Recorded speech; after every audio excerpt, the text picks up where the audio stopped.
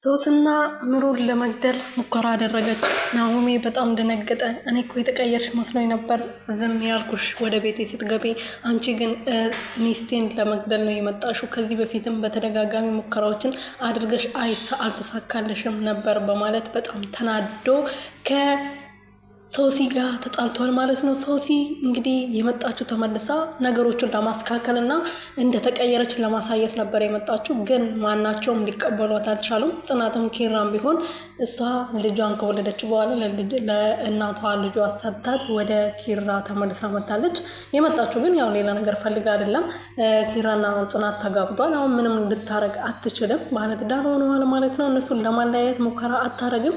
ግን ሰዎች ማንም አላመኗትም። እሷ ጥሩ ለመሆን ሞክራ ምሩዬንም ቢሆን በስነስርዓት ቁጭ ብላ ስለ ልጇ ስለ ህይወቷ እያናገረቻት ነበረ። በዛ ሰዓት ግን ናሆሜ የማየውን ነገር አስቦ ከእሷ ጋር ተጣልቷል ማለት ነው። ሰላም ሰላም ቤተሰብ እንዴት ናችሁልኝ? እኔ ያለው ፈጣሪ የተመሰገነው። በያላችሁበት ሰላማችሁ ብዝት ትርፍርፍ ይበልልኝ። ለዚህ ቤት አዲስ የሆናችሁ ሰብስክራይብ፣ ሼር፣ ላይክ እያረጋችሁ ቤተሰብ እንድትሆኑ በትህትና ጠይቃችኋለሁ። የኔ ውድ የሆናችሁ ቤተሰቦች ማለት ነው። ጽናት ክፍል 197 ተለቋል። ክፍል 197 ላይ እንግዲህ ትንሿና ጽናት እየተጣርቷል። እኔ ላንቺ ብዬ ነው ይሄናል ለአንቺ የምጨነቅበት ምክንያት የለም። አንቺ ግን ጊዜሽን እየተጠቀምሽበት አይደለም።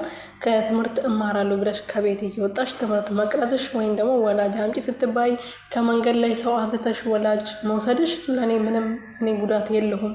ጥቅሙ ለአንቺ ነው፣ ጉዳቱም ለአንቺ ነው። እንደዛው ትምህርትሽን ብትማሪ የምትጠቀሚው አንቺ ነው እንጂ እኔ ጽናት ምንም የምጠቀመው ነገር የለም። ግን እኔ በቀረብኩሽ ቁጥር ወይም ደግሞ በአመንኩሽ ቁጥር በተደጋጋሚ እኔ የምትጎጂበት ነገር እየገባኝ አይደለም። እኔ ለአንቺ ጥሩ ስለሆንኩ ነው፣ ለእኔ ይሄ ምላሹ ነው ብላ አናግራት ነበረ።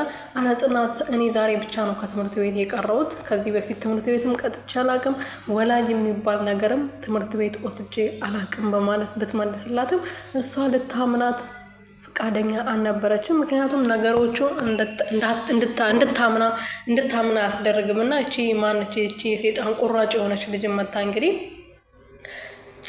እንትን ብላት ነበርና በጣም የምታናድረው ማርያምን የምሬ ነው። መንታ ያልተፈጠረውን ነገር ተፈጥሯል ብላ ተናግራ ነበር። እና ከዛ በኋላ እንግዲህ ለማናገር ሙከራ ብታረግም ልታስረዳት ሙከራ ብታረግም ልትረዳ ፈቃደኛ አልሆነች ማለት ነው። እና ትንሽዬ የኔ ቆንጆ ኢዛና ነው የሁሉ ነገር ውስጥ ያስገባት። ያ ፍቅር አንዳንዴ እንዲህ ነው እንግዲህ ምን ታረጋላችሁ። የፍቅር ውጤት መጨረሻ ይሄ ነው። ካልተለፋበት የሆነ ነገር ችግር ከሌለበት ፍቅሩ ራሱ አይጣፍጥም ማለት ነው። እና ቤተሰቦችዬ ጽናትና ኪራዬ በጣም ደስተኞች ናቸው። እንደ አዲስ አፍቃሪዎች ፍቅራቸው እያገረሸ ኪራዬ እያገረሸበት፣ ጽናትዬ ደግሞ በቅናቷ መንገብገቧን አልተወችም። ምክንያቱም ኪራ ቆንጆ ነው፣ ወጣት ነው፣ ቢሮ የራሱ ስራ አለው ምናምን ብዙ ሴቶች ይፈልጉታል ብላ ስለምታስብ ሳይሆን ነው ማለት ነው። እና በጣም ቅናተኛ ሆናለች ጽናት።